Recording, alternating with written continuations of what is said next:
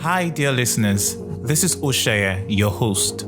If you love our show, I have a favor to ask. Could you kindly leave us a review on iTunes and Apple Podcasts? Your reviews go a long way in helping us do better, and we read every single one of them. I thank all of you in advance for leaving those reviews. Enjoy. Like I said, look, this is a message from God. When God says to you that, look, I'm giving you a chance to prove yourself. I'm giving you a chance to rebuild. And for me, this was it.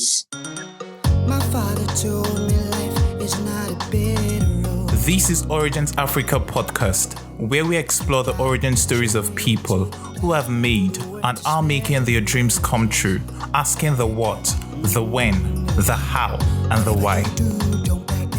I'm Osikoya, and on this episode, Abiodun Osikoya, popularly known as Bizzle, talks about his journey into the entertainment industry, as well as the dark moment that gave birth to The Plug NG.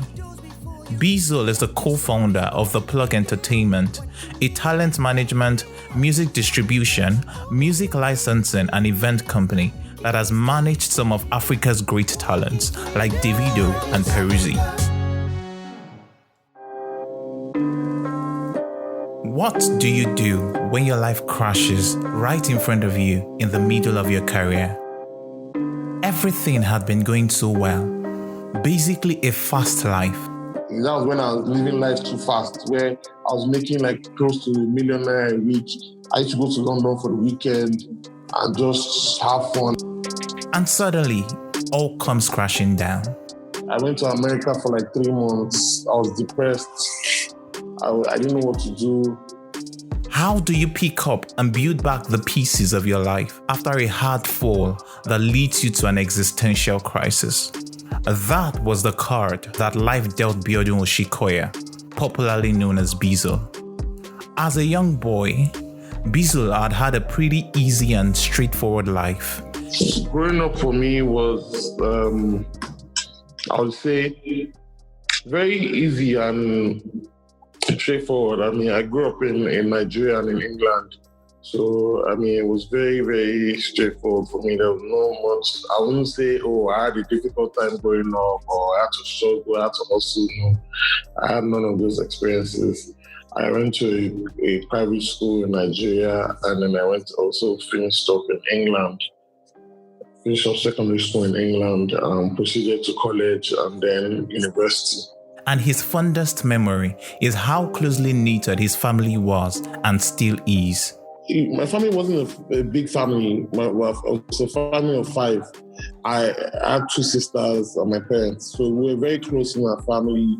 And memories growing up, I remember like our parents with family holidays. Our parents brought us up to be very close and to help one another. Like that's why me and my siblings are still very, very close to today. Like we're very close. We fight, but we don't let it get past one day. We get back together. It was a thing of joy. Like I don't remember any sad memories growing up. Like we all grew up in one household. Lived together as one. Bizzle actually wanted to be a soldier. When I was growing up from like primary school to early days of secondary school, I wanted to be a soldier because I just loved the way military men wear and their uniform and the way they commanded respect and stuff like that. But he eventually outgrew that interest. He subsequently thought to pursue a career in music, having grown up in a music household. We're a music household. My father loved music. He had a record vinyl player and he had loads of records that we used to always listen to. That's part of the reasons why me and my sisters fell in love with music. Even when my sisters moved to England before me, like they would buy CDs and singles, tapes, and send them back to me in Nigeria. He, however, wasn't particularly interested in Nigerian music until he moved to England. For me, I'll say my big interest in music, in Nigerian music, will be when I moved to England. When I found out, I was going out to clubs and I was hearing Jamaican music And I was wondering why they never really played Nigerian music. So that's when I really fell in love with Nigerian music and said, look, I want to be part of this industry to see it grow. Bizzle had the support of his parents. For me, my parents, the most important thing about anything for my parents was happiness. They didn't care whatever we did, but as long as we were happy, that's what mattered to my parents the most. As long as we were happy, they were happy. So, I mean, me saying I wanted to do music wasn't a problem. And albeit greatly influenced by both of them, his dad had a greater influence on his music career. My mom doesn't really care about music. So it's like, yeah, my dad, yes, he listens to music a lot. My mom, she will not, she doesn't care about music, but my dad will be like, oh, even till now, he'll be like, oh yeah, can you load some songs on my flash drive so I can connect it to my car and stuff like that, or things like that. So for my mom, it was more of like she didn't really care about music, so I don't really say I got that music influence from her. It was more from my father. Bizzle got into the university in England to study music business, even though he wasn't clear on what he wanted to do specifically. I mean, for me, I knew I wanted to be in the music business. I did not know what. So I knew I wanted to be in the music business, and I knew I couldn't sing. So I knew if I studied music business, I would be in the music industry, and I'll be able to help, I'll probably be able to get a job in a big record label, and that way be able to push the agenda of African music or one way or the other. So for me, that was part of the reason that made me do music business. And I feel like it helped me a lot because me doing that made me understand so many things about the music business, which I'm applying to today. While in college, Bizzle had a stint at DJing, from where he got the name Bizzle. When I was in college in England, I enjoyed DJing because obviously I fell in love with music, so I enjoyed DJing. That's even where the name Bizzle came from. I used to call myself DJ B, and then a friend called me the Bizzle, and then I removed the D and just left the Bizzle. I DJed and then stopped DJing. I started, Why did you stop? Why did I stop? Yeah. And to be honest, I just DJed to learn. I didn't DJ to want to be a professional DJ. Oh, okay. Yeah. Then from there, I went on. I was still in college before I went to uni and to do music business. I started that was part when doing the whole MySpace thing, helping Nigerian artists create MySpace pages, put their music on MySpace and all those things, and just put music on my Facebook. Before the blogs, before even all this, not just okay, everything, there was Blogspot. So, and then I remember Bella Nigeria had Blogspot, but I couldn't be bothered to create a Blogspot. So I was using my Facebook as a blog. I was putting music, latest videos. I'll post the link on my Facebook. People will follow me on Facebook just to see new music and some new videos from Nigeria. And you did this to put Nigerian music out there, so that the aspirants could know. Exactly. He went on his own to create MySpace accounts for artists and sent them the details, even though many of them didn't know him. I know you don't know me, but I created this page and I gave them the username and password. And how did they typically respond? I mean, some people were like, thank you, appreciate. I kept in touch with some just took it, changed their password and moved on. So... Okay. I also know it was from there you met Dr. Seed, Sasha, then Sasha, from Don Jazzy, LD. Okay. So what happened afterwards in your music journey? Then after meeting Don Jazzy, I remember I met Don Jazzy when he came to London for Mobile Awards. The Mobile Awards that D'banj and Two-Face were nominated. So I met Don Jazzy. Then Don Jazzy introduced me to D'banj and Two-Face. I can never forget, I'm not Greenwich Station when they were about to go in for the awards. So he introduced me to them. Then they're like, so Bizzle, you be human being. They just thought it was just a report online. Like, that, because I never used to post my pictures, so nobody really knew what I looked like. Then I kept in touch with Don Jazzy, Two-Face and D'banj. I didn't really keep in touch with them because they were big celebs, so there was no way to keep in touch with them. And they didn't really care about social media much then, so it was just Don Jazzy I used to talk to. Then, I was talking to Don Jazzy. Then I remember also talking to Obi Asika. Then I told Obi Asika that, look, I'm interested in... How did you meet Obi Asika? On Facebook. Everybody I've met has been on social media. So you just sent Obi a message? Yeah, everybody pretty much knew who I was because of what I was doing. Okay, the music you were uploading. Yeah, so a lot of people knew who I was. So, they were following me. So when I sent him a message, me and Obi used to talk. We always used to talk. So, and then one day I just sent him a message. I said, oh, big bro, I'm trying to move back to Nigeria. I still have the message because, Facebook doesn't clean out messages now. So true. I said, big bro, I'm trying to move back to Nigeria. And, I'm not really sure how the music industry works there and everything, blah, blah, blah. So he said, I'll offer you a job, move back to Nigeria, come handle the social media for Storm Records. I see I'm pretty good with social media. And, Obi Asika was ahead of his time. He knew a lot of things before a lot of all these people. So he said, I should come work with Storm and be in charge of social media. And then I was also NATO's road manager.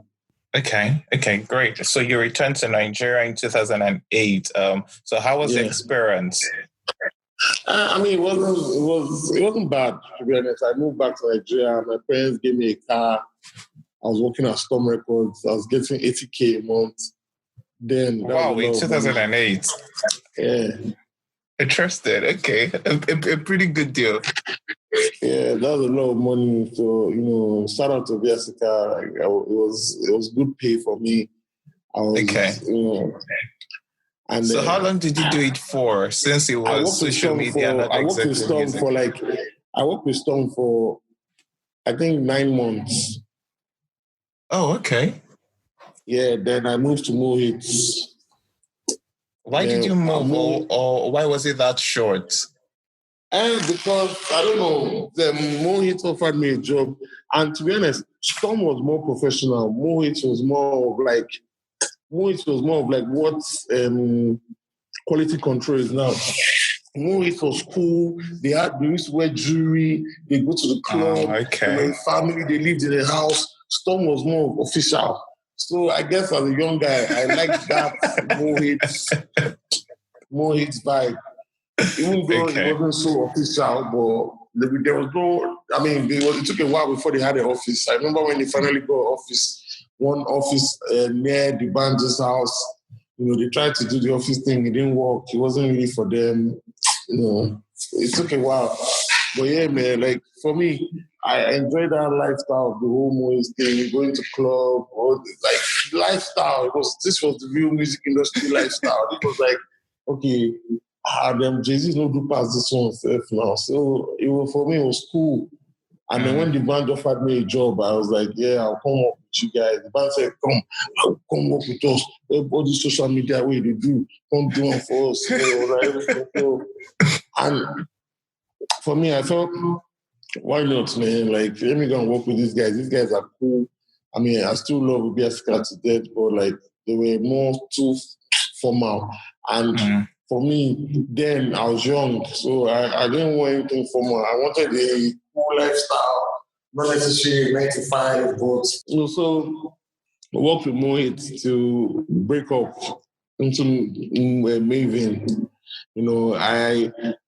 I left with Don Jazzy for Mavin because I was closer to Don Jazzy, and then that time of the breakup, the band was in America, Don Jazzy was in Nigeria, and I was cool with Jazzy. Jazzy was kind of guy that the band was more of the strict guy in the business. The band was more of the guy that accounts. The band will give you 10K to go and buy something. The band will want you to do account of how you spend that 10K to the end. Jazzy will give you 10K to go and buy something. He doesn't care how you spend it as long as you bring what he sends you to buy. Okay. So it was more of like, Jazzy is a cool guy. So when they started Mavin, I was like, I'll go with Mavin. Then when Mavin started and everything, Jazzy called me, was like, bro, this Mavin now, we're starting new. We don't have the kind of money we're paying you at Mohit. By a brand new company, go and think about it, what you want to do, writing an offer letter, writing a letter of application of what you want to do at Mavin. If it's something that we feel that the company needs, will accept you. If not, you're still part of the family or love.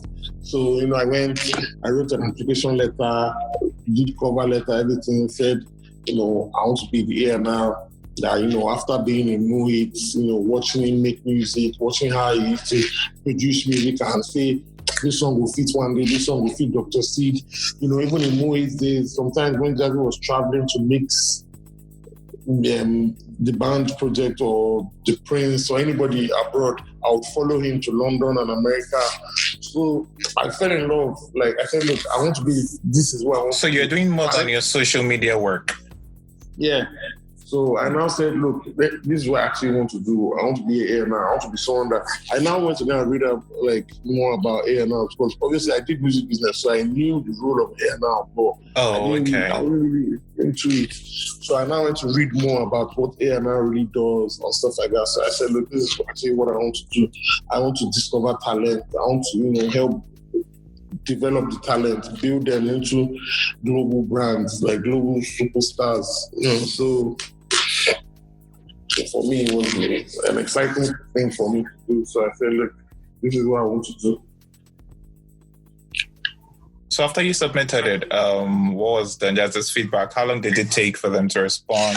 So it wasn't Jazzy that got back to me. So, they had the HR person and everything. So the HR person now sent me an email back saying, we've accepted your application and the role of A&R. Then they gave me the salary breakdown, the whole health, travel, all those things. Compensation package. Breakdown. Yeah, the whole salary thing. And I was like, yeah. I said, look, it's not a lot, but I will accept it because at the end of the day, I'd already built my name then. So I said, look, me working at Mavin was also helping build a new brand. And at the same time, I had already built my name, so I could use my name to make money from other avenues. So it was a pay cut? Yeah. Because it was a new company, don't you remember? Yes. They were starting from fresh. So Jazzy left all the old catalog with Mohit. So he came to Mavin with zero. Wow. Okay. So you have to remember, you could not be greedy and be asking for XYZ. Okay. Now you were doing social media before and you had experts there. Now you're venturing into a new role, A&R. How were you able to position yourself to function optimally in that role? How did you upskill? First things we did first as A&R, we did the Mavin search. That's when we had entries.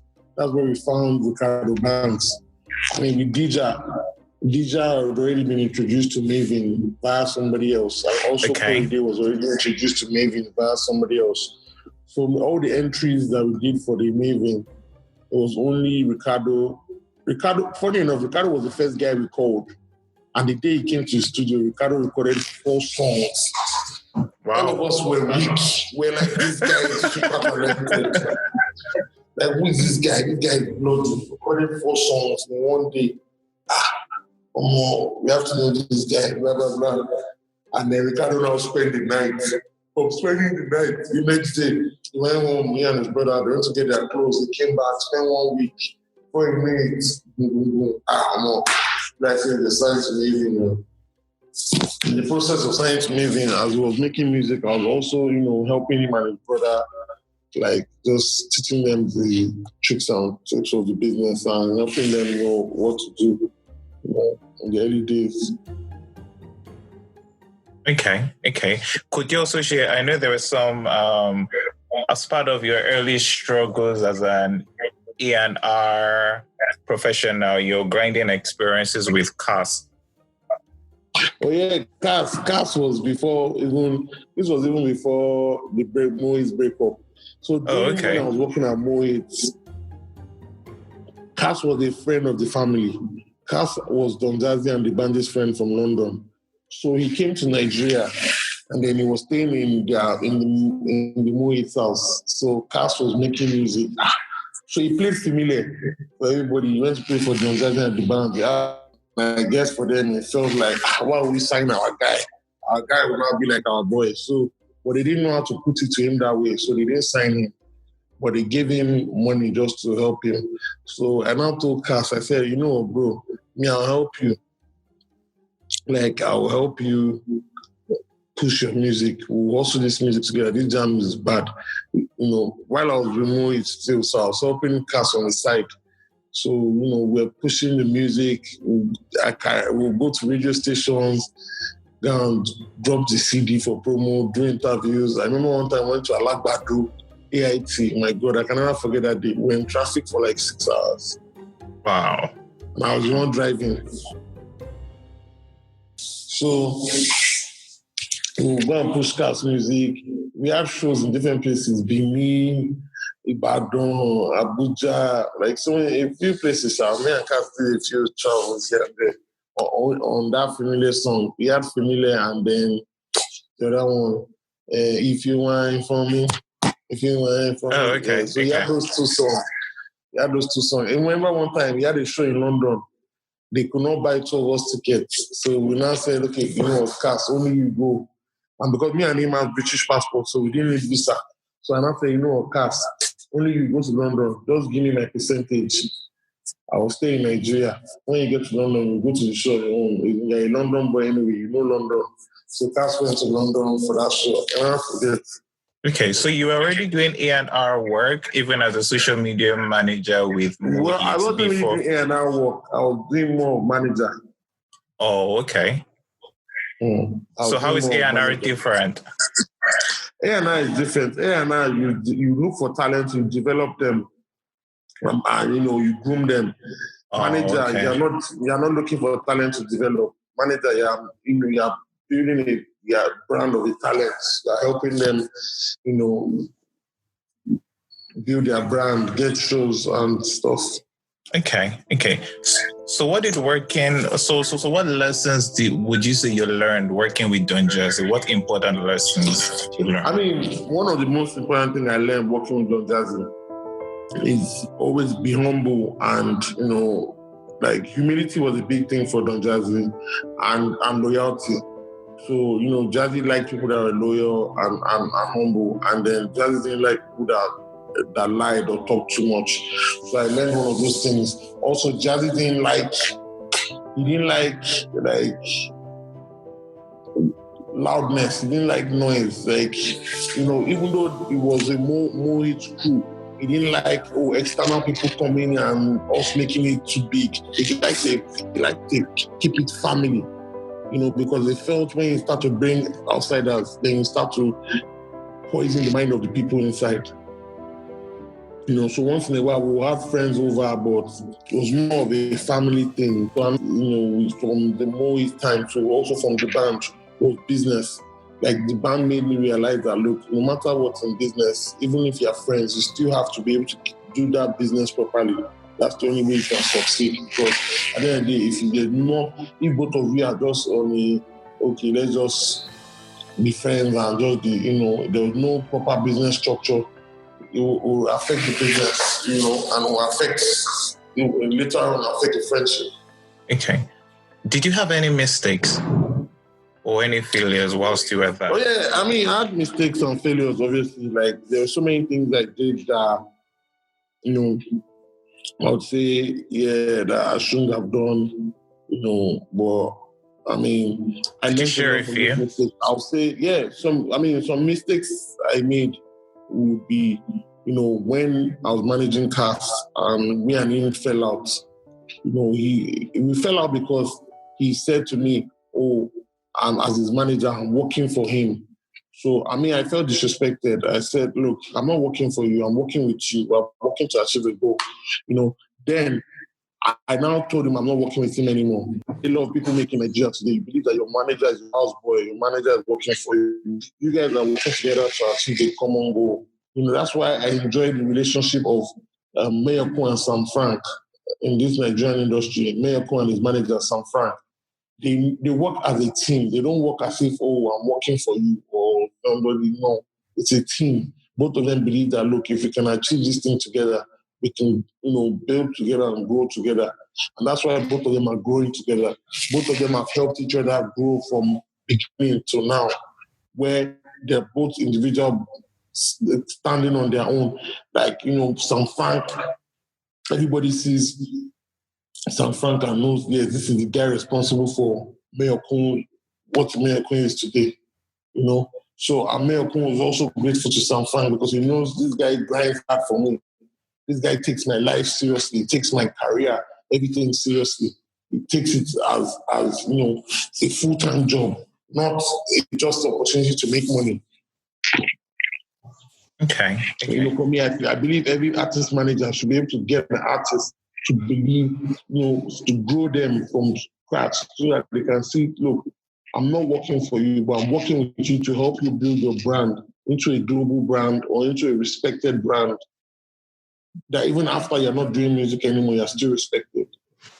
So why do you regard the fallout with Cass as a mistake? Was it a mistake on your part? I've helped him. Right now, really and truly, where's Cass today?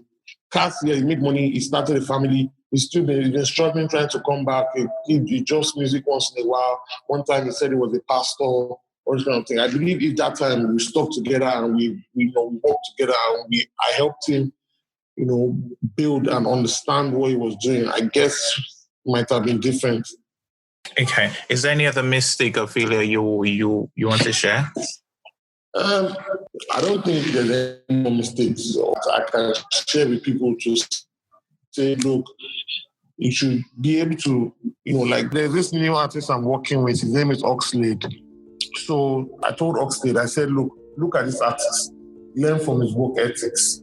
Look at this artist. Learn from his strategy. Look at this artist. Learn from his lifestyle of being, a private person and not showing everything to the world or doing this from. Learn from this artist of being working smart. And I said, look, combine all these things together and put it in your life. Now look at all their bad habits. Drop it. Don't get associated with it. Don't say, because XYZ is doing this, I want to do it. XYZ is doing that. No. Build your own life. Create your own self. Remember, everybody keeps saying that, nobody should follow me. Why must I be a role model? But no matter what you look at life, you're a role model to other people. So you can't keep saying, I'm going to do whatever I like because it's my life. No. You must remember, you've chosen to be a celebrity. Your life is being watched by a lot of people. What you do will determine. You've seen so many news headlines saying, I did this because of this artist. I did this because of that artist. I did this because of this artist. And we a lot of people influence people in such a huge way that they don't know. I remember when Tiwa Savage cut her hair, so many comments, I'm going to cut my hair, I'm going to go this one, it looks good on me, because it makes them think. One time Whiskey dyed his hair, so many people were saying, I'm going to dye my hair, people copy these traits of people that you do. So that's why it's always good to always do things, good things in public. If any bad thing you're doing, do it in your own privacy. Because you need to remember, your life is in the public. Whatever you do will portray it, and people will want to do the same thing as you because they feel it's good. They feel like, look, XYZ did it and got away with it. Nobody, But when, people start getting punished for things that they do, as a role model, whatever you do for yourself that you feel is not right, you should do it in your privacy. And whatever you feel like, okay, this might be right. You can do it in public. Giving charity, doing things nice, making music, helping somebody. All those things are things where people say, Davido is doing it for clout. Yeah, but also inspiring other people to do it. But sometimes, yes, too, it's good to keep what you're doing in private. But sometimes if you're doing it to be able to inspire somebody else, it's acceptable. That's true. If you're doing it for show off, it's not acceptable. But if you're doing it to inspire other people, then it's acceptable. If we need to learn that what we do affects other people, like what we do. And, right now, the internet is very big. Everything you do gets on the internet, and you can't wipe it off unless you have XYZ amount of dollars. to clear up every record of yours on the internet. But why do you want to go through that stress? Why don't you just try and clean a cool and clean slate of good deeds so that you don't have to struggle? Because at the end of the day, yes, you're young, you're doing all these things, you're excited about it. When you go older, I'm sure a lot of the things people in America like Snoop Dogg and all these guys did when they were younger, they regret it now that they're older, when they have kids. Because I can't tell my child not to do something when I was clearly doing it 20, 25 years ago. How am I able to tell my child, don't do this? He said, so well, you could do it, so why can't I do it? You get? So we need to remember, Yeah, I do. no matter what, internet, back in the days of our parents, there was no internet. Now there's internet now. So everything you do is kept on the internet. You see them bringing up tweets on people from 10 years ago, tweets from people from 5 years ago, or some dumb shit you said. Well, if you kept doing through that dumb shit, they won't be able to bring it back up. So we must always think before we do a lot of things. Very insightful. Thank you for that. Now I would go back a bit. When you were just starting out in the music business, did you, in your early years, have any doubts or fears? Yeah, I mean, definitely when I was starting off, I had doubts. Like, I felt like, look, this industry didn't look like a very industry that made a lot of money and stuff like that.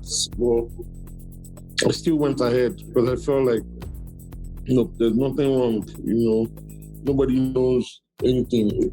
Everything we do, we get directions from God. Just how well you believe and trust your instincts.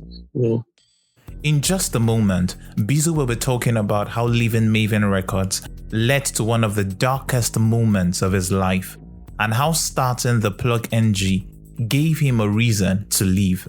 Stay with us. I'm Osikoya, and you're listening to Origins Africa podcast. Hi, dear listener. If you love our show, please leave us a review on iTunes and Apple Podcast. You can also send us a tweet or comment on Instagram at OriginsAF. We love to read from you. Nopes, not later. Yes, I read your mind. Do it now. Thanks a lot. Also click the subscribe button and share with a friend. Let's make a difference together, one origin story at a time.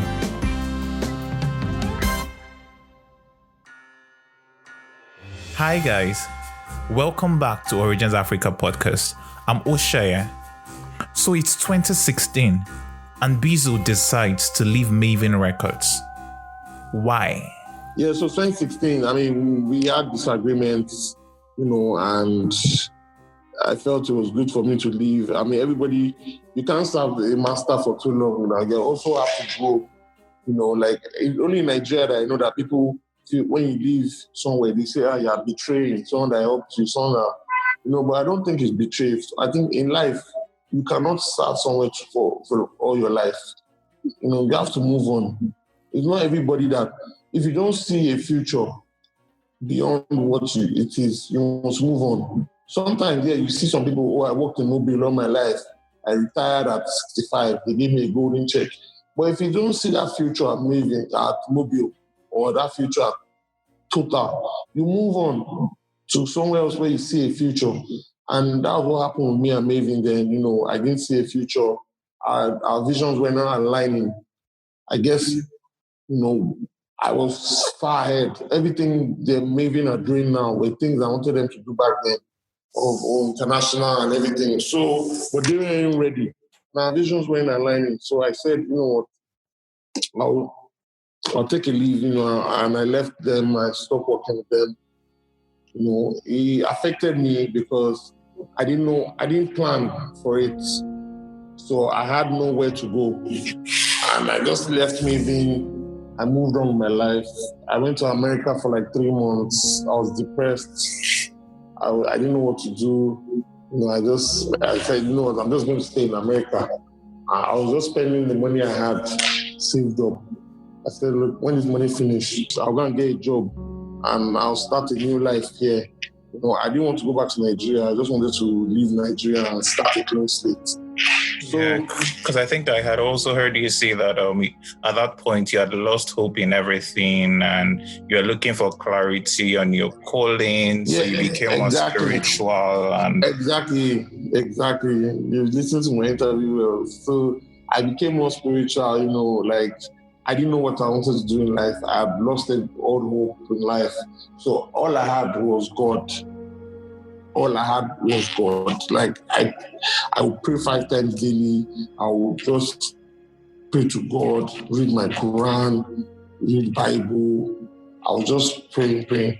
So then when sometimes during the week, I'll go to Rock Nation office because I had a mentor there, Brian Biggs, is Jay-Z's cousin. So I'll go to Rock Nation office, I'll go to his office, I'll just chill, take my laptop, walk out of there, read and just try and see what I could do with my life, And they weren't ready for African music either. So I wanted to work with them, but they weren't ready for African music. So, one day, me and Issa now went to the office and BI was said to me and Issa, I was like, yo, you know something? Like, you and Issa, you guys know so many people in Nigeria. You guys know so many people across Africa.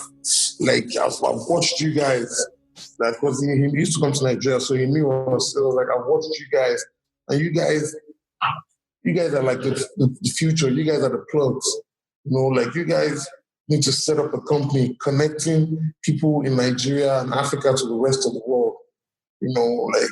And then me and Issa thought about it. I was like, that's a dope idea. So me and Issa went, we made a few phone calls.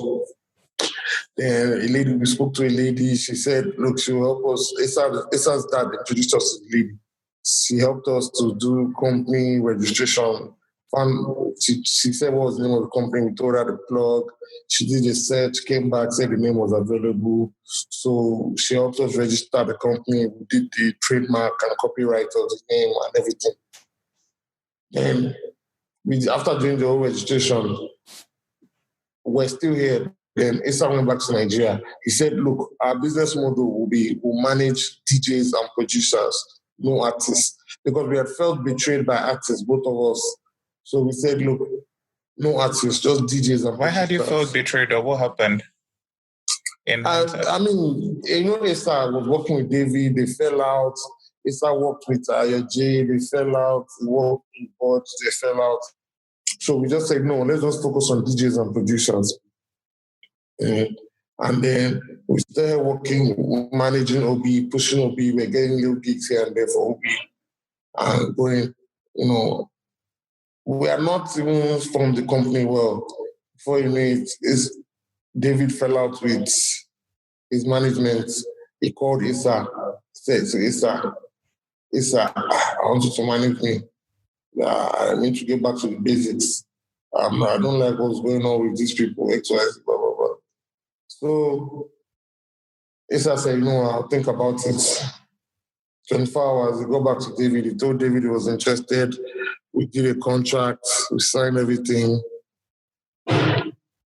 Boom. Before you need everywhere was announced. Issa and Davido get back together. Davido signed under plug management. It was so fast for us. Like, we had to structure the company. Before you knew it, boom, boom, boom. We started working on David. Then David drops If Blue, boom. David's career just started going back up. Him and Issa started traveling, blah, blah, blah. I said, okay, let me stay back and try and organize and build the company.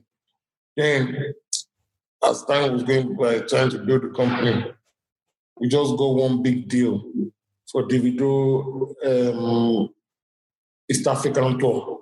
And it was me not East African, Francophone tour. And it was me that got the deal. It was a big check then, I remember, almost $500,000. So, from our percentage from that, just started to register get office space, studio office space. We had staff, started working, we started doing events, doing music distribution, growing the company. From there, we're here today, 3 years. In August will be 4 years That's great. So after bringing in Davido, you guys decided to once again focus on artists?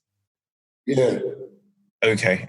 And would you say it was starting the plug that helped get you out of that depressed stage you were in then? Yeah, it was. I mean, starting the plug was a new thing for me in my life. That's why I cherish plug to forever. Like, it was a new height in my life. And,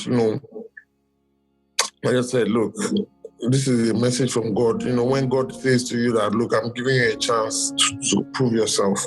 I'm giving you a chance to rebuild. And for me, this was it. Would you say that moment was when you felt most alone? Alone? In your journey? Yes. Yeah, I felt alone in that period of time. I felt, even though I had, so funny enough, I was in America. I was staying in my guy's house. And my guy was also going through depression. So imagine two depressed people in the same house. We never opened the windows. It was always dark. We'll be playing depressed music, we'll be playing sad music, music. I just want to die right now, all this kind of music. But prayer was keeping me alive, because I used to observe my 5 daily prayers. Every time I'll be reading the Bible, the Quran. I always used to read things that would encourage me, that would lift me up. That's when I fell in love with even this guy, Pastor Samadeyemi. I was following him on Twitter. His tweets helped me a lot. It was look, before daylight comes, there's darkness. And before goodness, there's a storm.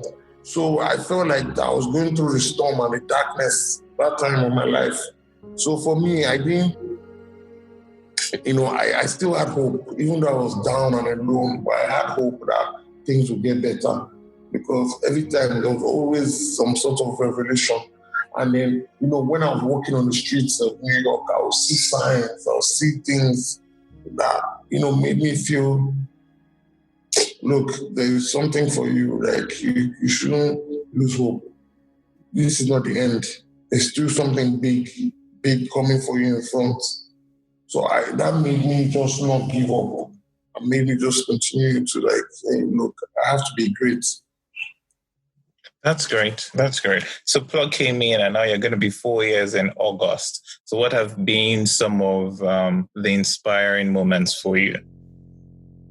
The inspiring moments for me, I would say,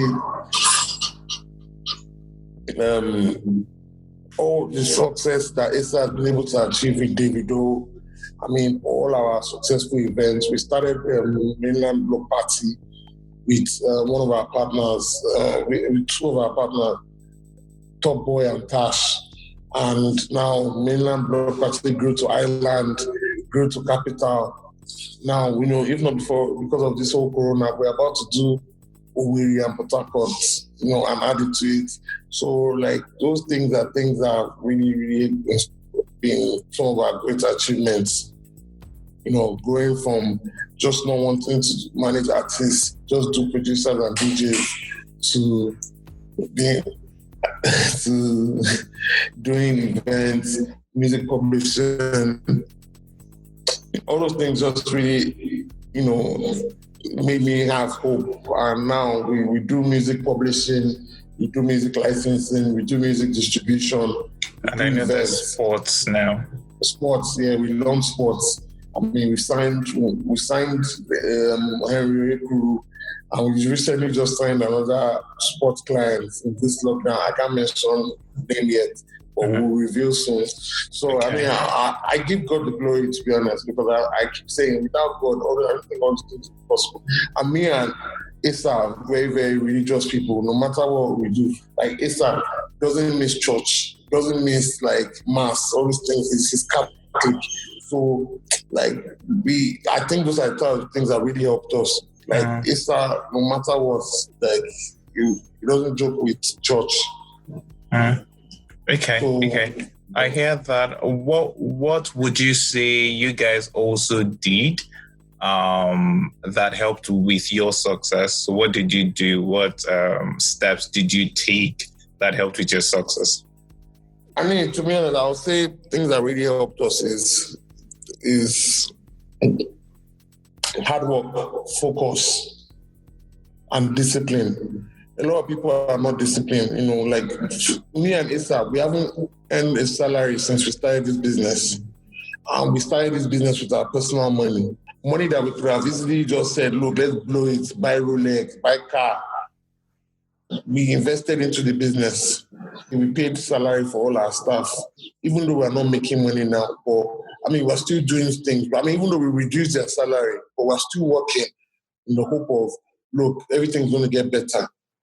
Our staff strength has reduced, but we're still keeping hope alive, and we're still, finding ways where we can generate more. Yeah, that's true. How is COVID-19 impacting you guys? It's really, we've really been hit too, because, most of our biggest streams of income is our artists doing shows and our events. We haven't been able to do any events. None of our artists have been able to perform at any shows. So we haven't really making any money, but, we're still keeping up. Things that is really making us money right now is the distribution and the publishing. So when you were starting out the blog, what were some of your mistakes once again when you started out? To be honest, I don't know. Some of our mistakes, I'll say, were the people we hired in the beginning, even though they were good, but we're overpaying them, because we felt like, look, it's good to pay the best staff so that you can have great job. But I guess overpaying them kind of affected us, because we should have gotten people that weren't asking for as much. Because I think those are the things that we didn't really think about, overheads. We just wanted, we had the money, so we just like, let's spend it. But I guess those are things we've learned now, that look, it's not about hiring. Yes, you can hire someone that is earning this much, but is the person giving you that value? Okay. What would you also say helped with your success? Would it be the structures you get put in place, or would it be the artists you guys signed? I think one of the things that really helps is the structure we put in place. Us having to know that, look, I used to live on the mainland, so me having to wake up from the mainland to come to the island, that discipline of coming to work, having 9 to 5, putting things in place. We had an office where we gave people tasks and to do work. I feel like those things really helped us, in the beginning. Those are part of things that helped us to get to where we are now. Okay. Aside structures, what else would you say helped? And who set the structures? You, Issa, both of you, or you hired someone? It was both of us, but it was more of me, because Issa in the early days was always on the road with David, traveling. Yeah, so for me, Issa was always the faraway guy, but I was more of me and Issa were co-founders, but I did more of the job of co-founder and CEO work at the same time. Issa was more on the road with David, trying to help, because he's also David's manager as well. So he was also helping to build David's career. Okay, I know. Two people working together to found a business, there are always issues, and we've also had cases where co-founders had separated and stuff like that. What would you say has helped you and Issa? I'm not going to lie to you. I'm not going to lie to you and say that we haven't had issues. We've had so many issues, so many disagreements, where sometimes, we've never reached the point of, for us, we always feel like, look, don't get to the point of, I feel like you can always solve every problem. Depending on if you want to solve it or not. We've had many issues in the beginning where, I felt like Issa focus was more of David than the business. And, we sat down and we spoke about it. Now that David's career is at a point where, Issa is doing less, because the career is at a point where all David needs now is music, just to keep afloat and more endorsements, But in the beginning, where they were growing, where it's then when he first broke into America and all those things, I felt like Issa was putting all his eggs into that basket and not into the plug. But as time got by, we started to understand and say, look, for us to be able to get to this level, for me to be able to get here, we have to do this, do that. And then, now that Issa is older and he realized that, look, I've helped David build his career, it's time for me to start helping more people build their career to where it needs to get to, so that people don't see it as a fluke of, okay, it's only David he can work with. So now we're at the point where we're now like, okay, look, let's build the company more. So you said talking it out helped. Exactly, yes. And that's one thing about me, Issa. We talk, we're both Leos, we're both fire signs. So, but, we agree to disagree, but at the end of the day, when we realize that, okay, look, I fucked up, everybody tries to fix where they messed up. Okay. What do you wish you had known or you had when you were starting the blog? For me, I wish that we had investors, because I'm not going to lie to you, like, even big businesses to today, I have so many big men that are my friends that have businesses, and they say to me that, look, in the beginning I had investors, like, because, look, get loans, get investments, it will help you grow the business. Like, you have to remember that it's not easy growing a business in Nigeria. We have so many things that affect us.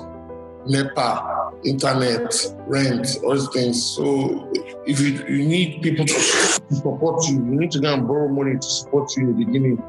Because when you borrow money, you work hard to be able to, because when you know that you have to pay the money back, you work hard. But when it's your own money, if you lose it, you just be like, yeah, you've lost it. God will provide. But when you have people's money at stake, it will make you want to work extra hard so that you can pay that money back. Okay. What are some of your fears and insecurities today? Some of my fears and insecurities, I'm not going to lie, would be, not being able to build a global brand like we eventually thought we would build. I keep thinking about it every day that, look, what if something happens and we can't build this global brand that we pictured? Insecurities is always financial in any business. Like, for us, we've thought about, raising money to be able to get things to a better level, because I feel like right now we built the business and our books to a level where if we get investments, we can achieve more. But, I believe that if we have investments from people, we can achieve a whole lot more. We can hire more skilled people. Okay. Does it mean you guys will be focusing on investment actively post-COVID? Or maybe even now?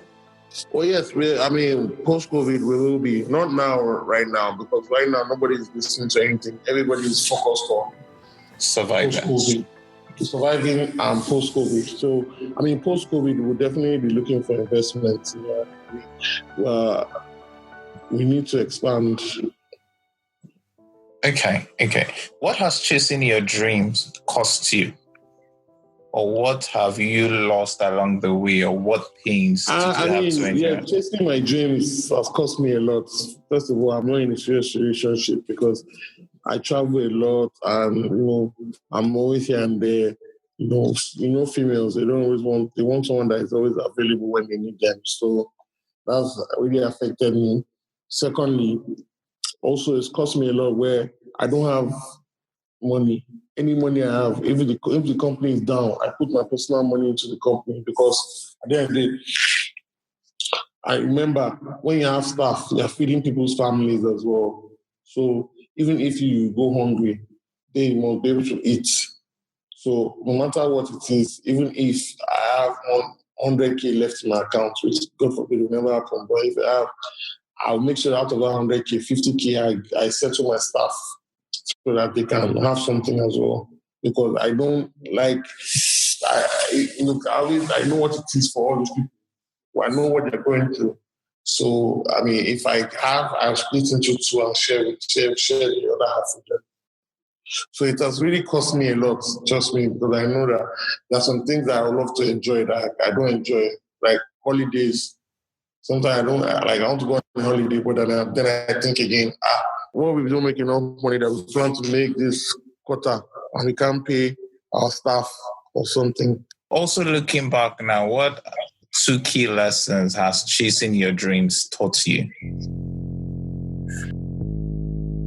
To be honest, I would say, look, no matter what, chase your dreams, because at the end of the day, you don't want to regret. You don't want to go old and feel like, look, I didn't chase my dreams because of XYZ. Chasing your dreams also makes you comfortable and happy. It makes you eager to work. Right now, like me chasing my dream is making me happy. Like I've met a lot of people that I never thought I would meet. I'm working with people that I never thought I would get to work with. I'm not regretting anything, even if I'm not as rich as I want to be, but I'm not regretting anything. And I believe chasing my dream has also helped me to become stronger in life. It's also helped me like spiritually as well, because I feel like, look, right now, for me, I see myself as someone where, look, I've passed the stage of, look, everything in life, if it's to club, if it's to travel, do this one, I think I've done it. I might not have done it in the high capacity of where some other people do it. Maybe you go to Bali and spend $20,000, $40,000. I might not have done all those that, but I've enjoyed enjoyment in my life. Right now, the stage I am at in my life is the stage where I want to get closer to God. I want to build a global brand. I want to build a business that will be able to, I know that, look, in the future, when I retire, I can sit back on one nice island with my wife, and I'll be seeing daily reports from my business, from the CEO of my business, my company, sending me reports of this is how the business is doing well. So for me, I feel like... That's nice. Yeah. So I feel like me chasing my dream is also something that I feel like has helped me to see life in a different way.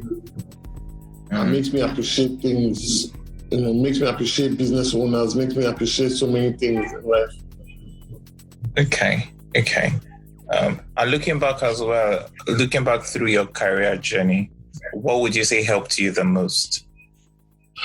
What has helped me the most is me being a very, very nice person and humble person. Like me, I've helped a lot of people that I don't even, it's not because I need anything back from me. Some people can't pay me back, but it's just being nice and being good to people. Like in this life, you must always be good to people because you don't know when you will meet somebody tomorrow. You being good to a person can save your life. Maybe maybe you go to a place where they're trying to do bad to you. Or you've been nice to one guy there, that guy says, don't do anything to this guy. This guy is always nice to me. Or this guy has been nice to me before. So it costs you nothing to be nice to people. It costs you absolutely nothing. It doesn't remove from your bank account to be nice. You don't have to give people, but be nice. The way you speak to people, the way you treat people. Like anywhere I've worked, like all these clubs I've done stuff. Everybody, the road, is it the guys on the road, the waiters, the toilet people, everybody likes me because I'm nice to them. I don't look at them as long as you don't disrespect me, as long as you put yourself in the right place, I respect you, I will laugh with you. If I have, I give you. If I don't have, I don't give you. But I feel like it costs you nothing to be nice. So why be mean to people? It costs you nothing to... Why disrespect people? I tell people it costs you nothing to respect people. So why disrespect people? Like we need to learn that in humanity. Like we've lost humanity, which is why a lot of things happen. Like sorry to digress from what we're talking about, but like we've lost humanity. And that's why you find people, raping people. You find police like yourself oppressing you because he has a gun or because he's in a higher power, or because he works for the government or is part of the society. Like we shouldn't do things like that. We should not oppress our fellow black man or our fellow black woman. We should think before we do things. Like it costs you nothing to be nice, but at the end of the day, we all need to remember that nobody owes you anything in life but to be nice to you. The only thing we owe each other in this world to be nice and respect each other. Okay. I know you also mentioned that for everyone you've worked with, that you don't typically sign contracts with them. Yeah, I mean, I don't really believe in contract, to be honest, unless like. Besides, if it's plug, if it's Bizzle personal, I don't have contract. If it's plug, then there's a contract because at the end, the plug is a business which I have a partner. I cannot be saying, oh, XYZ. But if it's Bizzle Enterprises that is working with you, there's no contract. It's word of mouth. And the day you betray me or I betray you, we part our ways. Okay. I know you had advised Oxlade, or you had mentioned somewhere that you had advised Oxlade to be patient and to discover himself before signing himself to anybody. Why do you think that is necessary for aspiring artists? Because for me, I tell every aspiring artist, discover yourself. Don't think it is by signing to one big name or one big label or one big name artist. Because I feel like, first of all, the most important thing, understand yourself. You have to understand yourself and know what you're doing. Like a lot of people don't understand themselves. You don't even know about yourself. You don't know what you like. You don't have a dream. You don't have a vision. That's why if you watch one of Fireboy's interviews, Fireboy said, with or without YBN, he was determined to blow. And that's someone that understands himself. He had a vision. He knew what he wanted in life. If you do not know what you want in life and you sign to a label, they will control you from when you sign to when you leave. And that's why even for you to leave becomes a problem because it's like a blood oath. Labels in Nigeria, even when people leave, that's why you see people start saying, oh, he betrayed the label, he did this one now. For them, they feel like it's a blood oath that you sign with a label. It's not a blood oath. If you feel things are not working out, you move both separate ways. But let us try and keep things very, very good. Don't leave in a bad way. Don't leave in a way that everybody is bitter. If you're not happy, this is it. Okay, let's work on this payment plan of how I'll pay you back and everybody is happy. Not someone leaves a label in Nigeria, everybody says, that's why his career is down. He cannot succeed again. He needs the label. No, it shouldn't be that way. Tory Lanez left his label. Tory Lanez's last project that he just released recently was an independent. But at the end of the day, you must always have a team. Build your team, your core team. Understand what you want. So for aspiring talents out there, what would you say is what's the best way for them to get your attention? I mean, to be honest, there's no way to get my attention, to be honest. Like, if your music is good, I'll find you. There was one girl recently, she did a freestyle, and I saw her on Twitter. I reached out. I don't like when people spam me with music or bug me. Like, it doesn't mean I'll listen to your music. I have over 5,000 emails on read, and I'm sure a lot of it is music. But I don't look for me. I love to discover music myself. Sometimes, yes, people send music to me and I listen, but most times I enjoy when I discover music myself. So where is your favorite place in the world? My favorite place in the world used to be New York, but now it's changed. My new favorite place is LA. Why LA? It's just beautiful. It's amazing. Like, I love it. I love the vibe.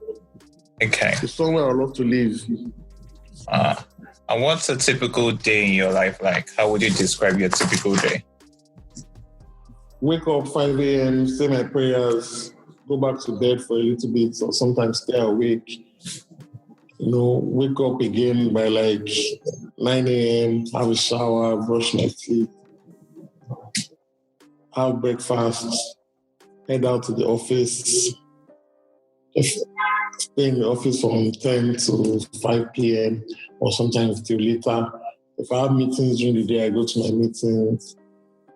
If I'm in the office, listen to music, or if I'm not in Nigeria, when I'm out, when I travel, typical day, wake up, go to my meetings, go to studio.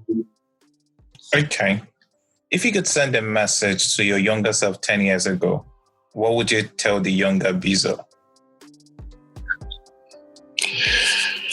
What would I tell the younger Bizzle? Be smart. Don't feel pressured. You're going to be fine in the future. Okay. What did you mean by be smart? I mean, I made some silly decisions, stupid decisions. So, but, I mean, yeah, that's what I meant by be smart. Okay. Are you going to share any, or I shouldn't bother asking? Nah, they're all like personal stuff, not necessarily anything to do with work. Okay. What's the best advice you've gotten? The best advice I've gotten from anyone. Someone told me, work in silence. Says, look, not everybody is happy for your success. So work in silence and let your work, let your success be the noise. Okay. What's one thing you can't do without? One thing I can't do without, I would say my cell phone. Okay. What's one food you wish didn't exist? Food. Yes. What food do you wish didn't exist? I don't know. I like food. And there's no particular one you don't think should exist? Any food should exist. Okay.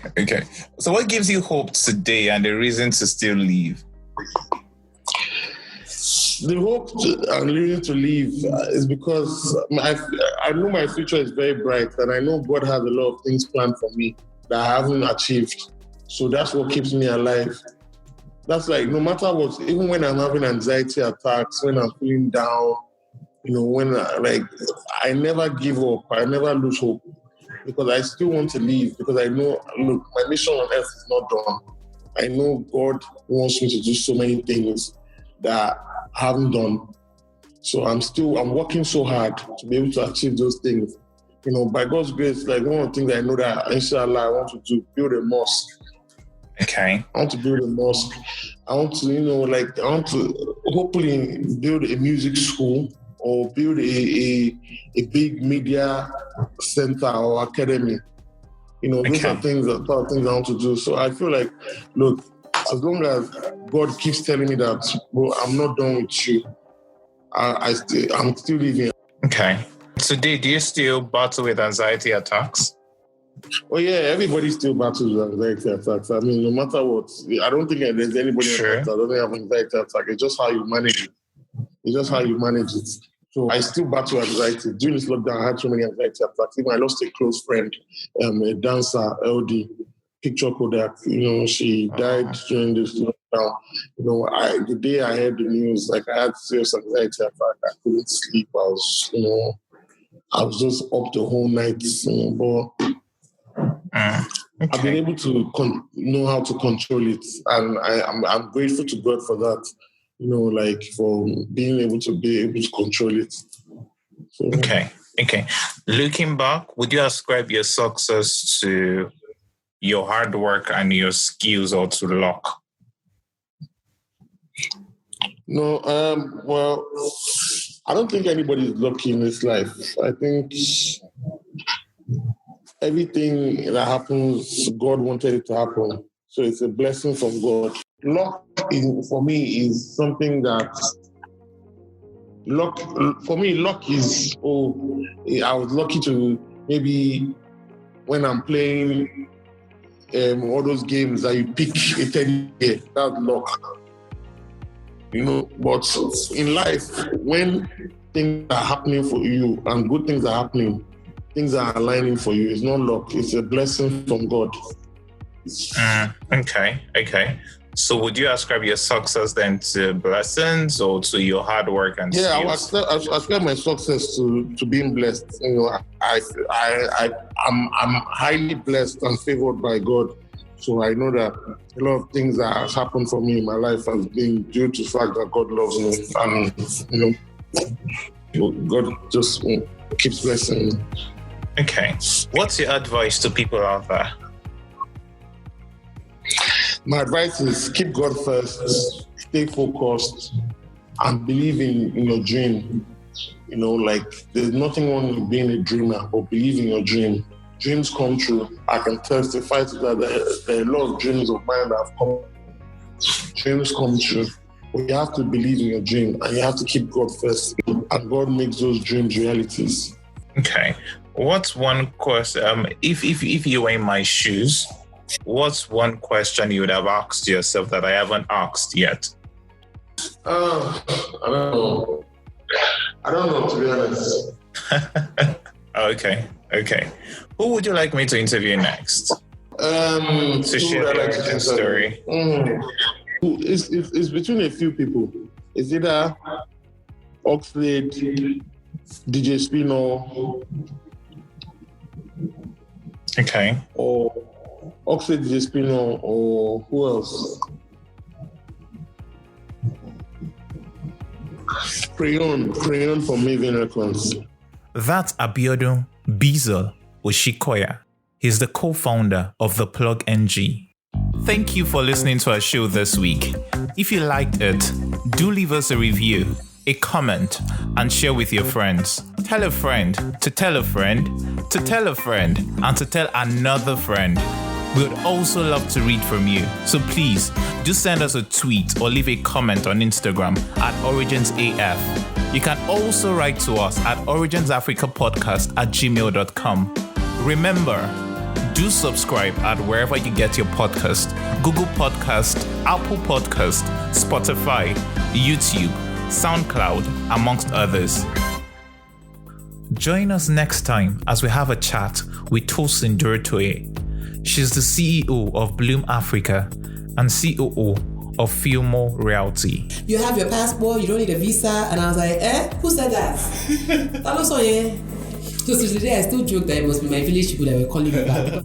Our sound producer this week was Tumisha Jani, and the theme song was composed by Just Ritimi. I'm Oshaya, and you've been listening to Origins Africa podcast. Bye for now.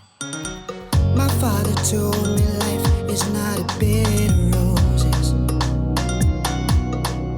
You gotta put your way into the plow, do the work to smell the roses. Don't back down. Whatever you do, don't back down. When things get tight, keep the drive, keep the faith, stay in the fight. Draw strength from the motherland, let our heroes hold your hand. You are the answer, friend. Origins, I've heard the tales of those before you. Let their stories motivate.